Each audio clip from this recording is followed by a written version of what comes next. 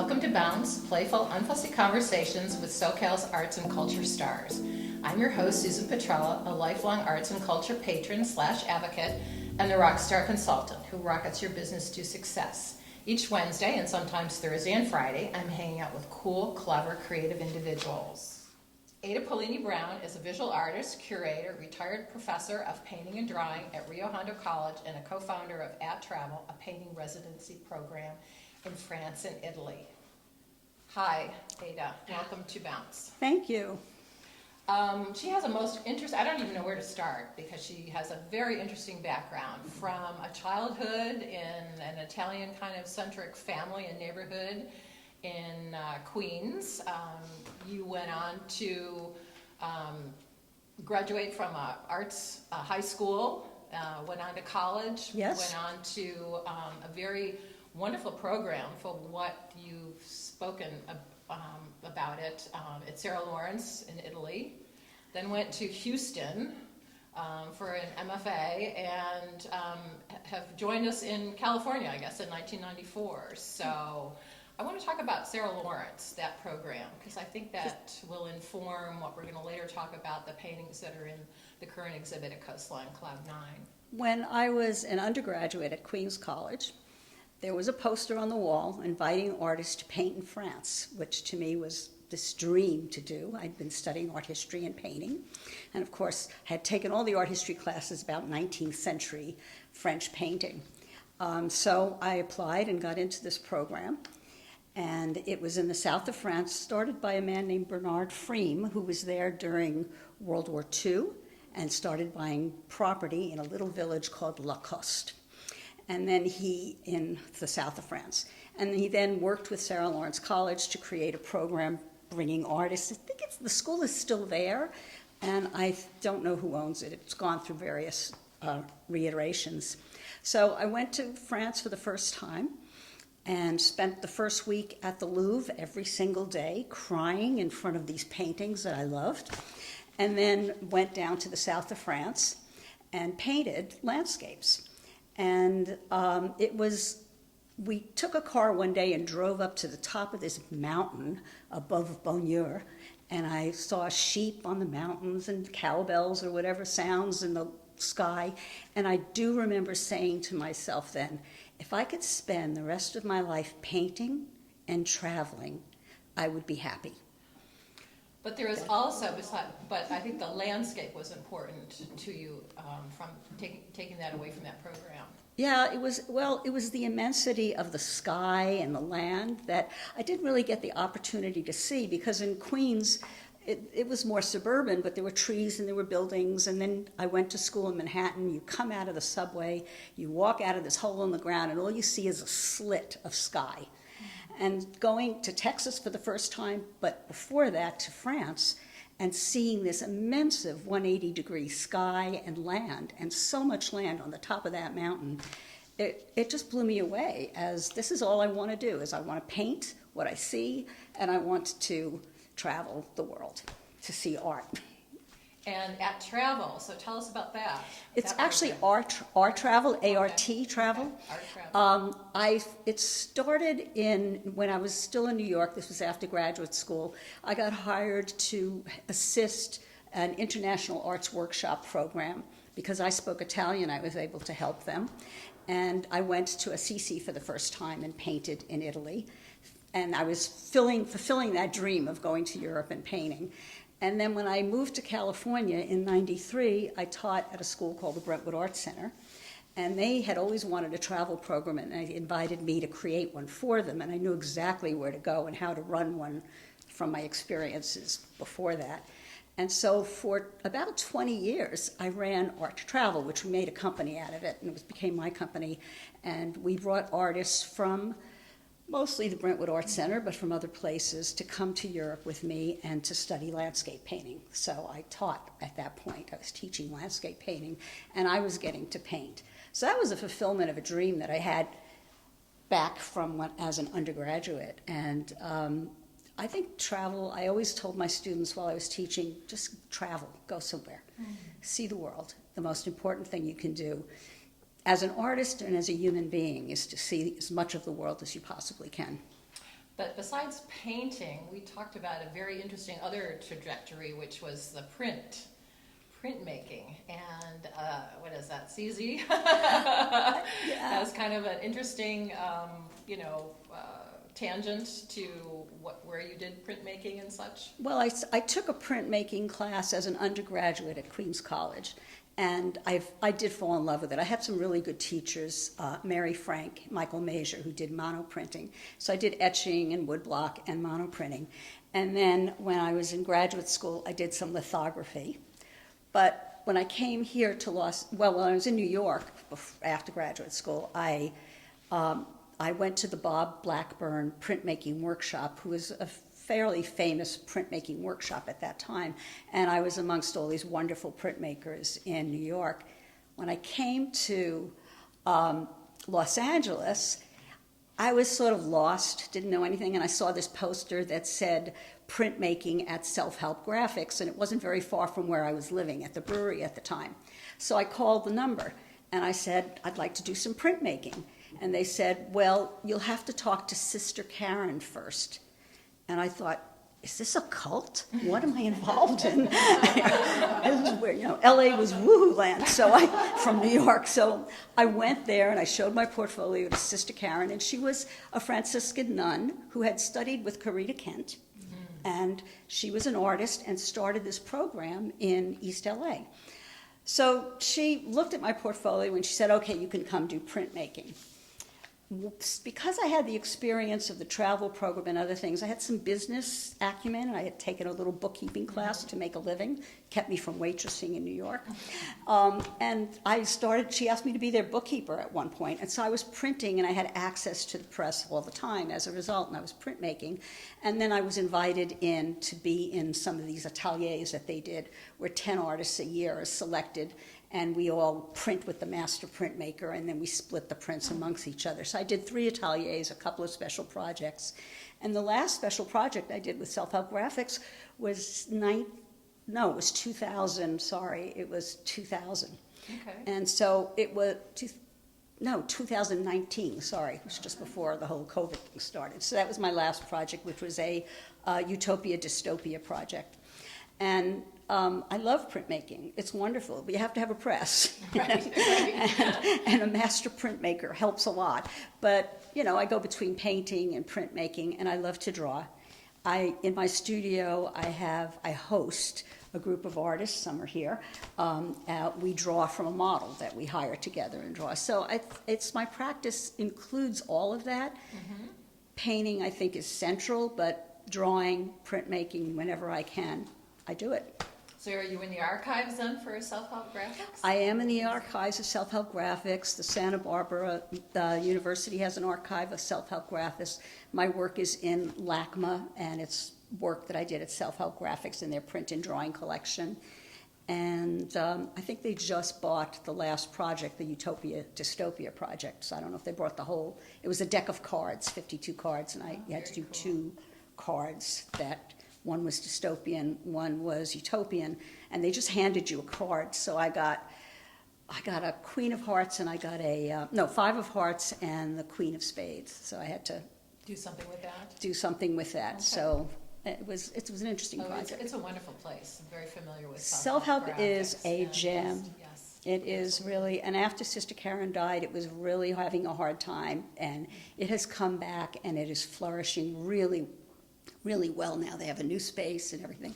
So I'm still very connected with them. And not that I get to print make there a lot because it's busy. They're renovating the building, I believe, right now. So during COVID, you had an opportunity to really begin to think about and work on the series that's being shown in the Cloud 9 exhibit, which is Into the Empyrean. Empyrean. Empyrean. Yes. See, I said it wrong again. No, it's everybody says it. I say it wrong myself. And I'm like, okay, what the heck is that? So I'm like Googling. And that comes to us from the ancient Greek cosmology. I'll let Ada explain what that is. It comes to us from the ancient Greek cosmology through Latin. So it's empyreum, like pyra, like fire, pyrotechnics. And through the firmament is also the same idea. At the highest point of that cosmology is the upper heavens of the sky. And I started figuring out what am I going to name these paintings, what am I thinking about. So in doing some research, I found that word, and I found how the Greeks and the Romans thought of the skies and the heavens. And it was sort of mirroring what I was thinking of the skies and the heavens, which is a project I was doing because of COVID. I couldn't have my drawing group, models, none of that was shut down. Couldn't go do printmaking, couldn't really travel, so I just started looking up in my backyard. I have a small courtyard that goes from my house to my studio, and I look up and the skies were incredible in 2021, partially because of weather, partially because of fires, and then there were riots, and there was all sorts of things happening in the world that the sky felt peaceful. And I needed that place to think about centering myself in a world that was spinning out of control, and the kind of loneliness of just walking the dog around the neighborhood, and I was taking photos of the sky everywhere I went. Dog got a good workout. Me too. So the process is photographs first? Yes, photographs, but also sometimes direct painting. I took my easel out at first and painted the sky, and I have a view of a telephone pole. And so I painted the telephone pole, and I painted the sky, and I looked at that telephone pole, and I went, I don't want that in my painting. I don't want that reference of Earth, and that's human stuff. I want to be out of it. I want to go to the heavens. So I I left that painting, I still have it, and I started just painting the skies. Sometimes actual, but oftentimes from photos, and then I reinvent them to make a composition, because a photo doesn't necessarily give you the composition you want. Okay. And played with them. And then you've added other elements to the sky paintings. I that didn't. Are rather, I don't know, eccentric? Yes, I didn't want them just to be referential to landscape or to sky alone. I wanted to see if I could find a contemporary way to take a landscape or a skyscape and make it more relevant. And I just one day, was outside and I was doing this with my phone, and I realized I can only see this much of that sky, and it goes on forever. And so for me, that was a metaphor of being locked in and where I was, and that I have a small view of the world. And it kind of gave me some solace, and they sort of became these portals that you could go through to the sky. So I started painting rectangles and circles, and then as time went on, I put some gold leaf lines through them just to break up that sky and to find another road in and out of it. So it wouldn't necessarily be a skyscape, and maybe could have some contemporary reference to flattening of a space, and then this three-dimensional space of a sky going on forever. And are you continuing the work with the sky paintings? Because I know am. you have other work. I am totally in love with doing them, and I'm having a great time, so I'm not finished yet. So I started also from rectangles with rectangles in them and circles, I started doing tondos, round paintings. And it was sort of like looking through a telescope at the sky or something, and I'm still there because I'm not done with discovering what can be done with it yet. Okay. So I think I'm still there for a while, but I will always go toward moving around to things. It depends on what I want to say and what I feel like I need to say. And there's one that has a wonderful sunset in it. You're talking about the orange? Yeah. The sunset. Actually, that was the sunsets that I saw when the fires were at their heights. The sky turned totally red, and I have several pictures that I took of that. And there's just something calm about the way it's painted as a flat. It's not in this show, but you can see it on the website. Yes, absolutely. And then the circle and that ring that one could go through. So Through the Empyrean became the title of that body of work. And it still intrigues me. Is there a particular time of day that you go out to look at the sky, or? It's whatever the dog needs to be walked. There's morning, there's evening, and then once in a while, a friend sends a photo and says, the sky right now is great, and I get a text message, I run outside, and I start looking at the sky, and I may do a little watercolor, a little sketch, but I'll take photos. So it's always, and yeah, it's just, the sky is fabulous in Los Angeles. It's nothing like New York, little slivers between buildings. That's true, more expansive. And it's really interesting.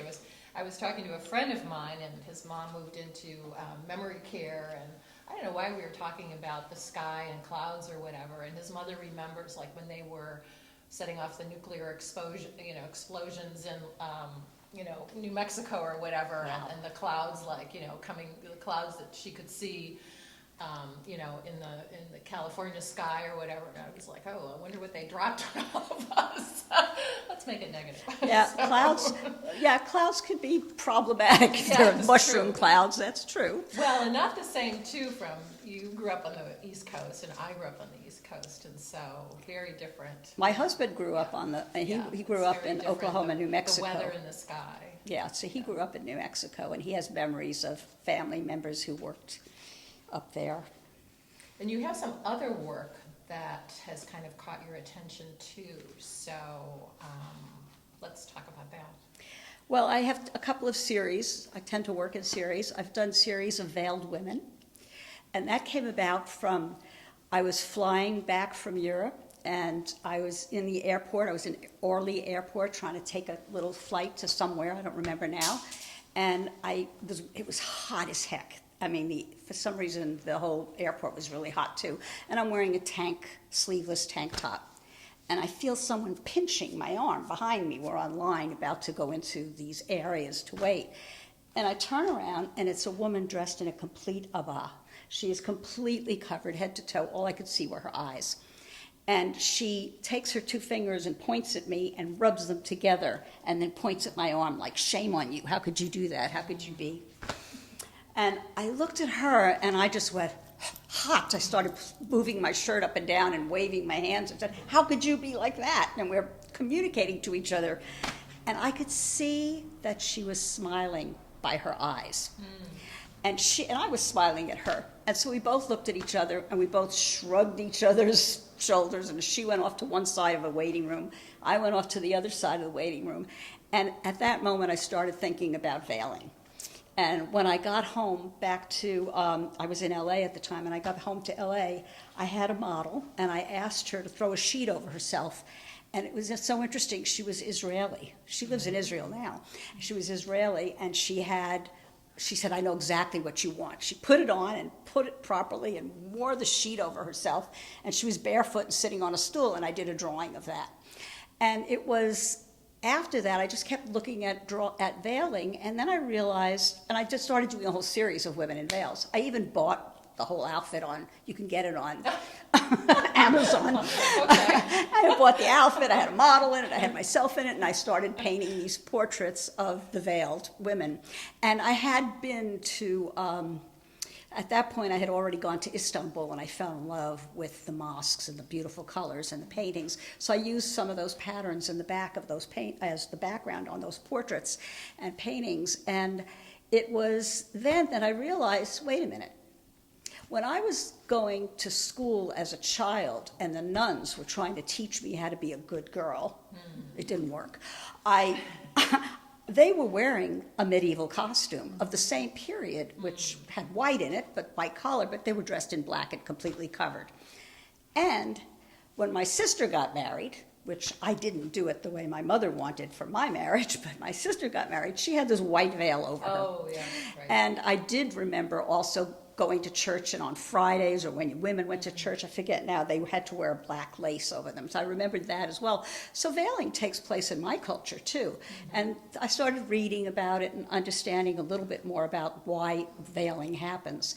And I don't want to be critical of another person's religion or belief, but I also see that I also have come from that tradition as well. So I started painting the veiled women, and I did a triptych with 3 women, and it's on the website, of a woman dressed in the black veil and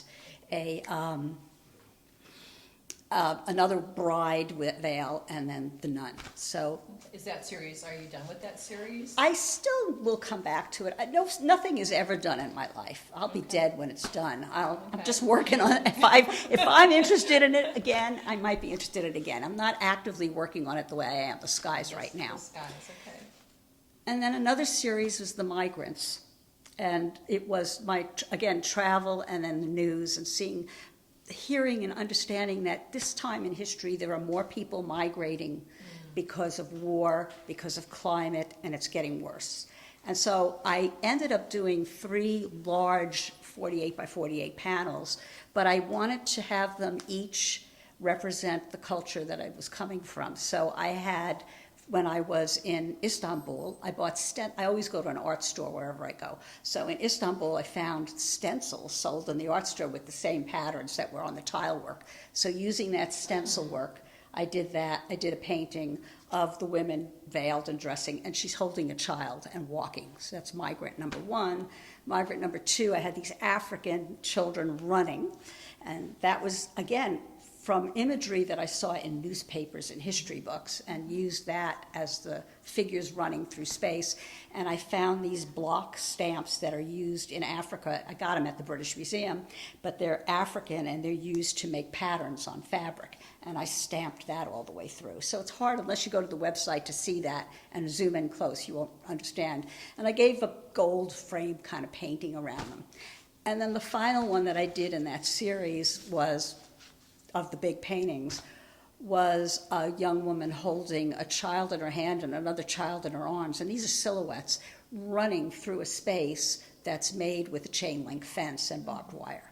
And that was the southern border. So I don't know. I would like to say I'm done with that series because the problem is done, but it's not. And so it still weighs on my mind of mothers and children and what's happening with them. So that series, I did a lot of drawings and some monoprints of it. Still lingers, so I don't know if I'll go back to it, but right now I'm in heaven with the skies. Okay, wonderful. Well, thank you, Ada, for sharing your story with us. You've made Bounce bounce. A special thank you to our generous sponsor, Coastline College, its Fine Arts Department and Art Gallery, David Michael Lee, Director